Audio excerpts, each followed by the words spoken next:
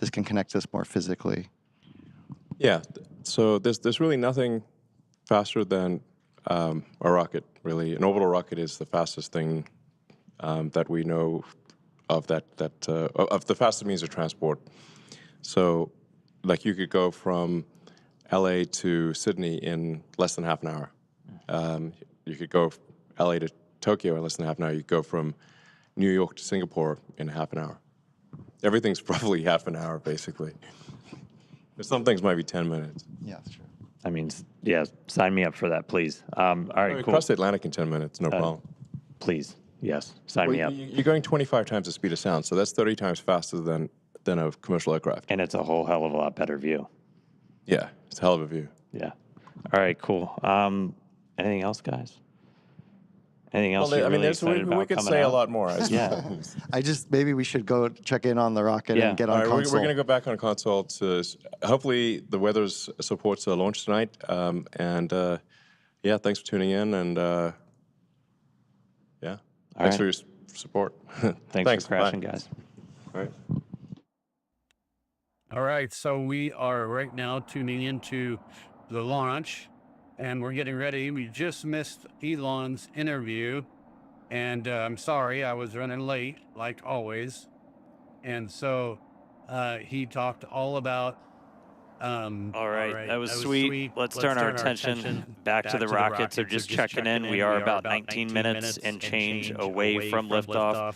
As I said right at the top, weather is going to be our primary concern. We were tracking some anvil clouds. We're hopefully clearing that on the range soon.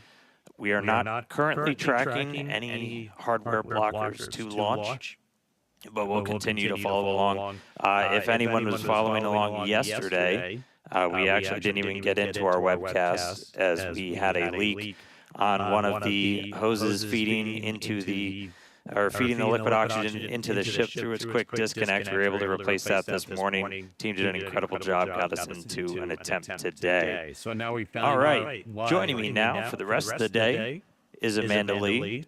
Hi, Amanda. Thanks, Dan. I'm super excited to be here. Let's just get right into it. Yeah, a whole bunch has happened. So we're looking at all this. I can't let it stream all the time. I have to break up and talk. Otherwise, I'll get in trouble for copyright.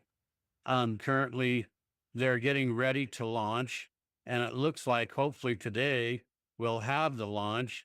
And let's go over to Lab Prade for a second and check them out. All right, see what's happening. Yeah, I'm sorry we're having some issues with the audio still and with that SpaceX stream. I think with most people have big servers in order to do all of this stuff with the live stream. Lucid is doing all this on his computer, so and that's the power of what I can do. A Mac Studio. Have several. I'm going to go ahead and get rid of their chat. And we can see what's going on there. And then let's head on over to this is why right here. Boy, look at his chat. It's just going crazy. What about it? Right? Not before one heck of a light show. That booster rud was caused by higher than predicted forces on its structure, specifically that internal fuel transfer tube, as we were doing a higher angle of attack experiment. To fix that for remaining flights with this version of booster, including the one behind us, we're just going to lower that angle of attack. We're relaxing those forces, and that minimizes the likelihood of structural failure. And over on the ship side, we redesigned the part of the fuel pressurization system that failed on Flight 9, put it through a more rigorous test campaign, and after subjecting it to flight-like stresses, it did successfully run for more than 10 times the expected service life with no damage, so great test results there.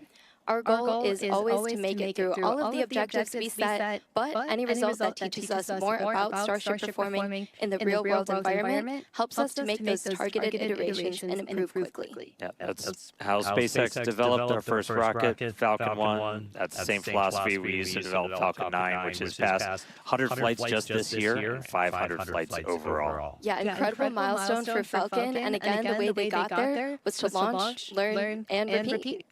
All right, so that wasn't the only thing that happened while getting ready for Flight 10. If you followed along, Ship 36, which was originally supposed to fly on Flight 10, experienced a major anomaly during a static fire test at our Massey's test site. It was in the process of loading all of its cryogenic propellant to do a 6-engine static fire when we had a sudden energetic event that resulted in the complete loss of the Starship, and we damaged the immediate area surrounding the stand out there at Massey's. The most likely root cause was identified as undetectable or under-screen damage to a composite overwrapped pressure vessel, or COPV, in Starship's payload bay section. All right, so they had a problem with the composite vessel. Let's switch over to the NSF, which is NASA. But it's still looking gnarly over that way. NASA, Yep. It's still the looking NASA channel. okay over there.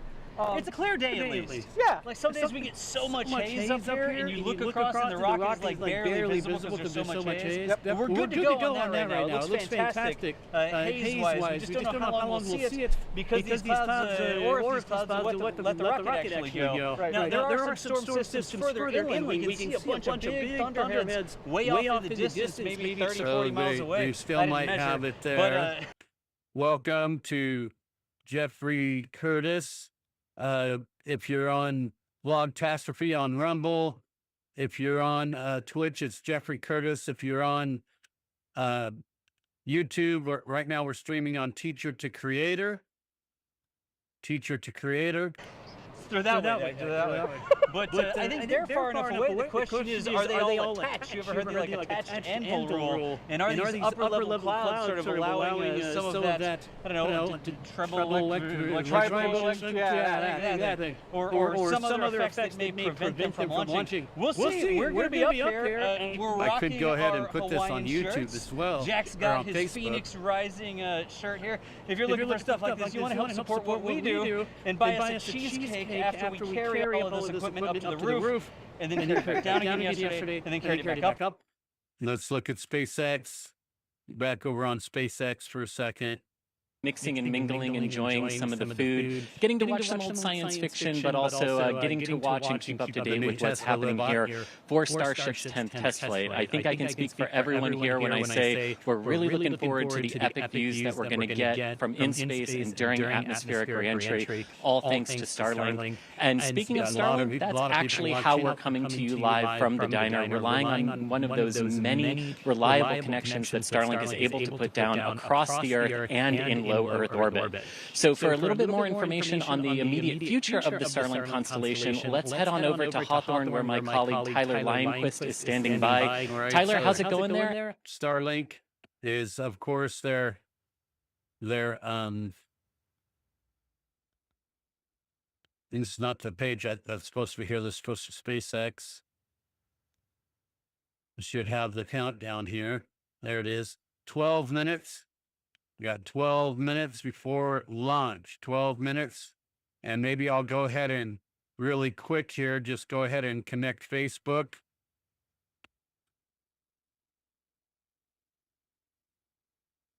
Yeah, connected. So let's go over to Facebook real quick and set that up.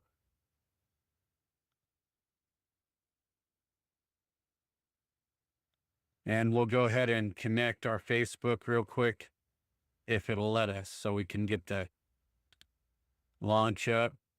And live video, it should say, maybe it's already live. I don't know. Oh yeah, here it is. It's already up. It's going right now. And so I'll just leave it just like that. While we're waiting, let me just make some announcements here. Don't forget that I have several things going on, live streams. Every night I do a live stream. Mondays is tonight, which is Skyrim gameplay, and then Tuesday production, Wednesday music production, Wednesday we're doing worship, Thursday we're doing content creation online, and Friday we're doing songwriting, and then Sunday we do a Bible study, so you can join us for that, and that would be really great. We sure would appreciate it. Make sure you like, subscribe, follow, ring the bell. Commercial aircraft. Let's watch it, Elon. Better view. Yeah, it's a hell of a view. Yeah. All right, cool. Anything else, guys? I'm not seeing. We should be into engine show. Something's weird there. And let's try going to the other one to see if it's that one. For some reason, we're not getting any sound from them, huh? Let's see. It might be because I don't have that. Oh, yeah, I remember now. Let's go ahead and switch the sound over to, and that should make a difference in everything, right? I saw a couple other super chats come in earlier that didn't come on screen. We had Peter on Venmo. I'm not sure if I mentioned that one earlier. I appreciate your extended support, Peter. And then we also had, who was that there? Jeffrey, also donating on Venmo. Thank you for your extended support, Jeffrey. Just happens to be my name, but it wasn't me that supported them. So this is Labrador Space, but you can support me if you like. How do you support me? Well, let's look at that for a second. Maybe I can just go right here. And there should be a... You do have a small weather station on Rover 2. We're going to try and capture what kind of temperature that we would get, but it seems to have gone offline for the moment. I do believe that it does record while it's offline, so we'll see if we can get any high reading temperatures here if we get a launch. It is some very nice footage from Flight 9. Not sure if have we seen that in that high definition before? 8 minutes.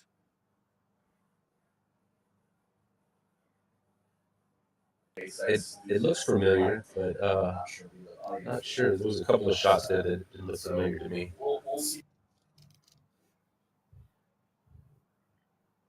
I'm just trying to get to some information here for you.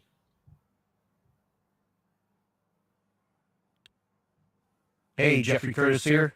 This is Teacher to Creator.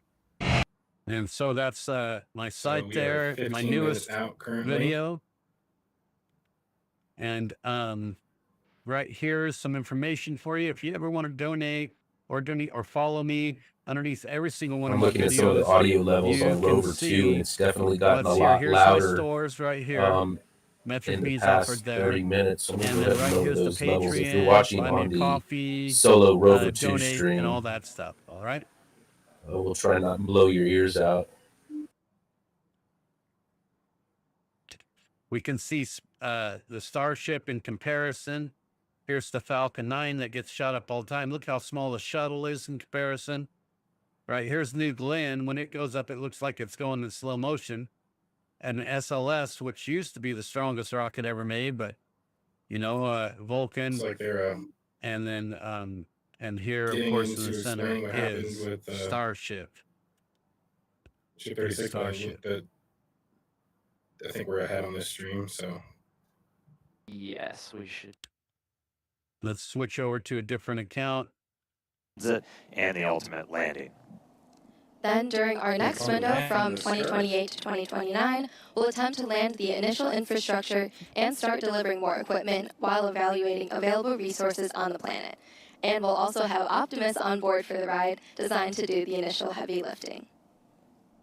Beyond that, by 2030, 2031, as these windows open up roughly every 26 months, we'll continue to increase the amount of payload we're sending on each ship as we're building out more infrastructure, mining resources, generating propellant for ships to come back from Mars. By 2033, we want to double the amount of payload per ship as we just get closer and closer to building a self-sustaining presence on the red planet. You have very exciting missions ahead, and these first missions to Mars are going to be crucial to setting up what we'll need for humans to eventually inhabit the planet, and we won't be doing this alone. The Italian Space Agency and SpaceX recently signed a first-of-its-kind agreement to carry Italian experiments on the first Starship missions to deliver customer payloads to Mars. These payloads will include a plant growth experiment, a weather monitoring station, and a radiation sensor to gather scientific data during Starship's approximately 6-month interplanetary coast phase from Earth to Mars and also on the Martian surface. It's a really exciting vision. To make it happen, we're going to need to launch a whole lot more. We're going to need a whole lot of people that are going to come and help us build this. So it makes it really fun for me to come to work. I know you build these things. It's got to be fun for you. 5 minutes now. Exciting. 5 minutes, 4 seconds. So usually if we can get down below 2 minutes, there's a 2-minute hold. If we can get down below 2 minutes, it's most likely going to go, I think. So let's look at a couple of these other shots here. This one looks nice.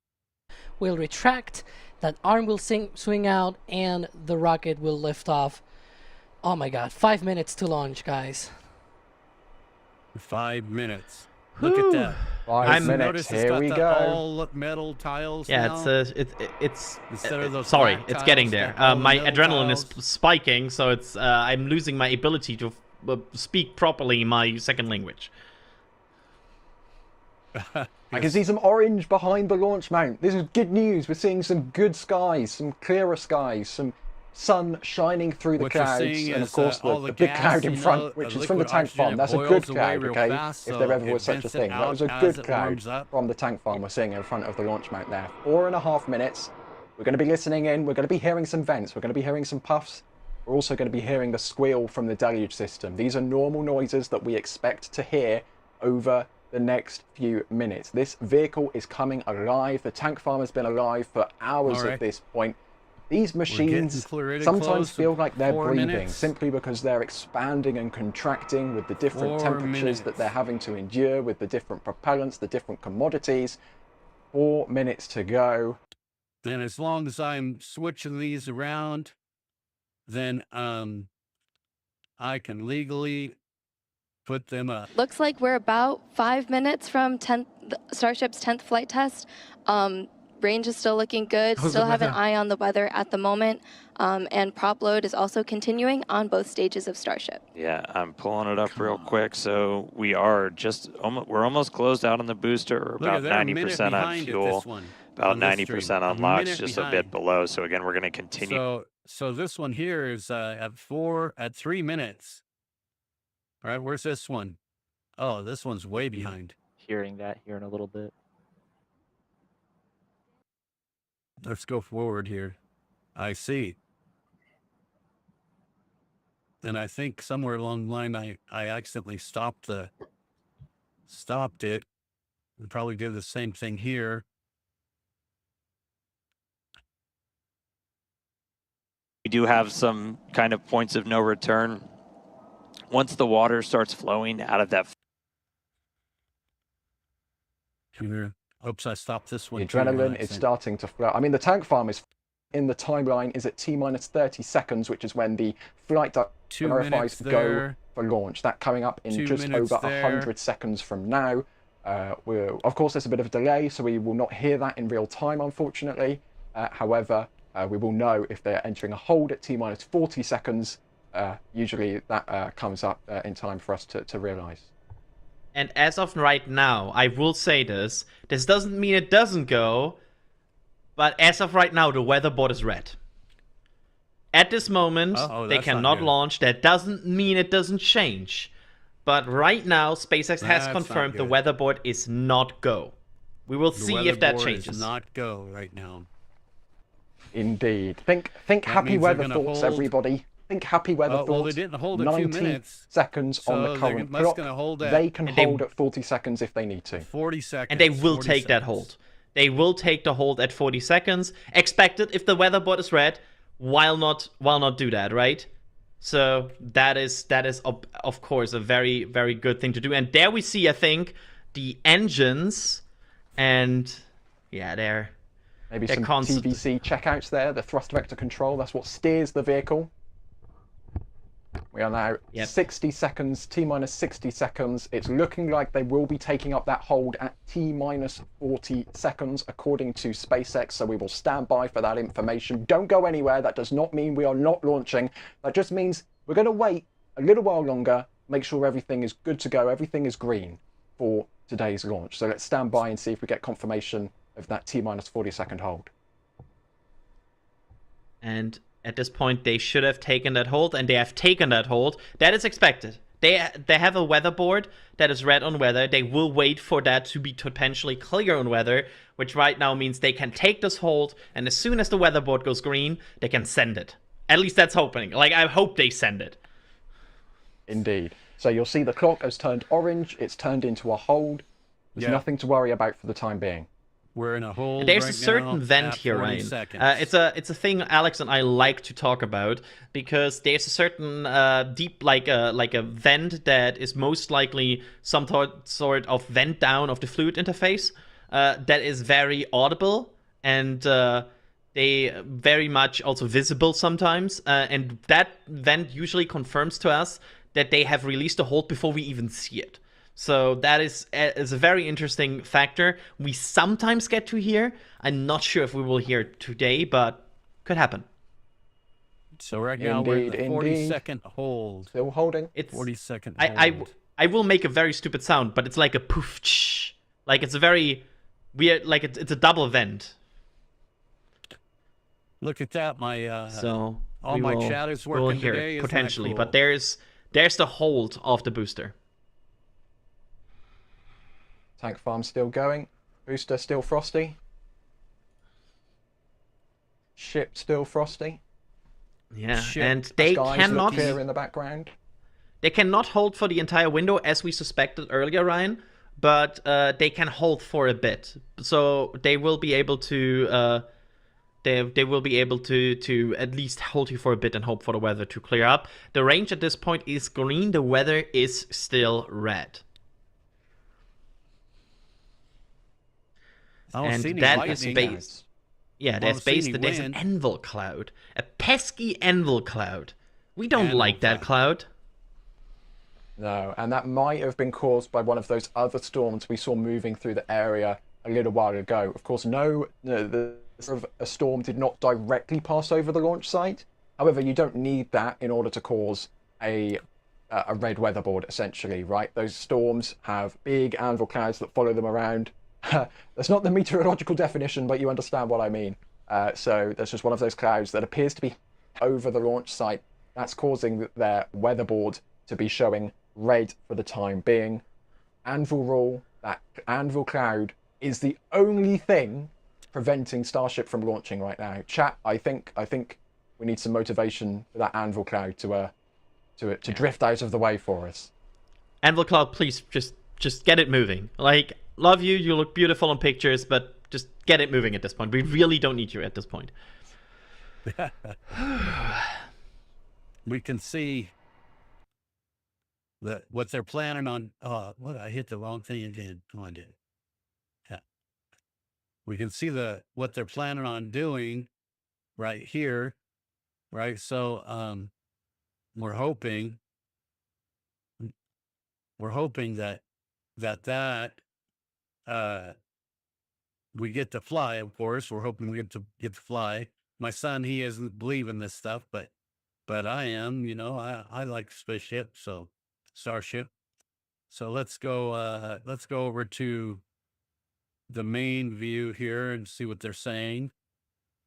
And basically, that means if there's an anvil cloud, that's a thunderstorm anvil cloud within 10 miles of the launch site, they do not launch. Huh, that's weird, just because a certain kind of cloud is there. So Stephen earlier was talking about the rules there versus the Cape, and so that would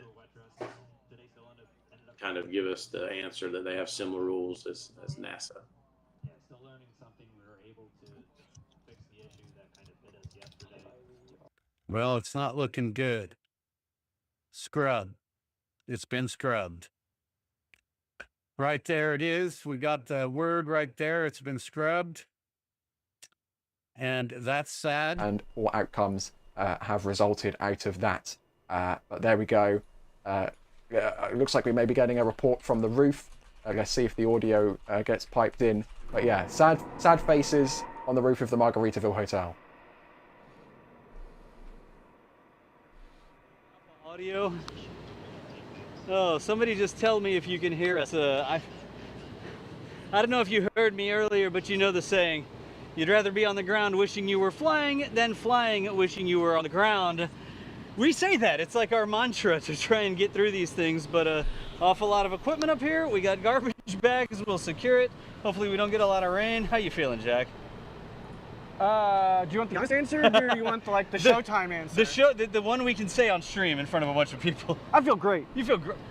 Don't lie on stream. We don't. No, I do feel great. I had a lot of challenges this morning with my remotes, thanks to the overnight rain. Oh my god. So for me personally, this is a chance for redemption now that everything is dried out. But I feel bad for everybody at SpaceX that has to do this again tomorrow. I feel bad for all of our field teams who aren't here at the very nice Cooksey Martyr.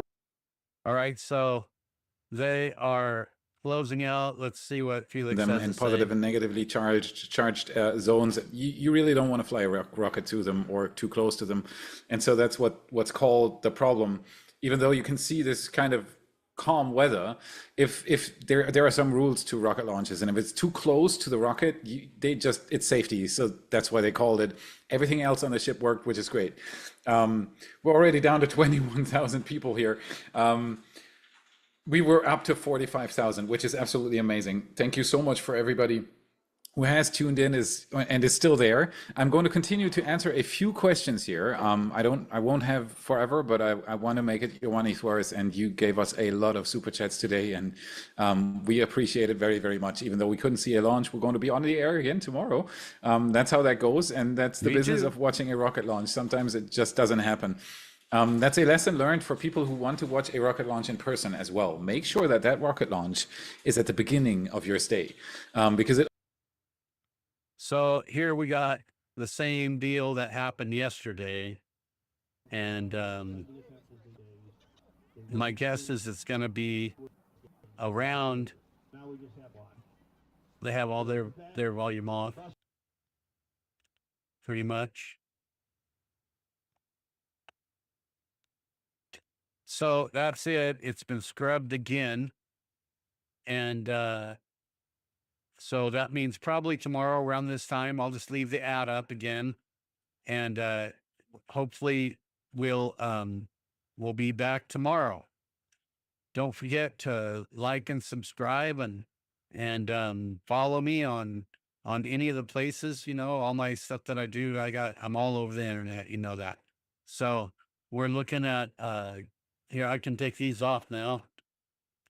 We're looking at a flight for tomorrow now again, and instead of today. All right, so we're sorry it was scrubbed for the second time, and we're going to see tomorrow what's going to happen. All right, thanks a lot for being here. Appreciate you. Nobody texted me or anything, or chatted, used my chat room, so I'm going to have to rearrange that. So I guess I can just head on out.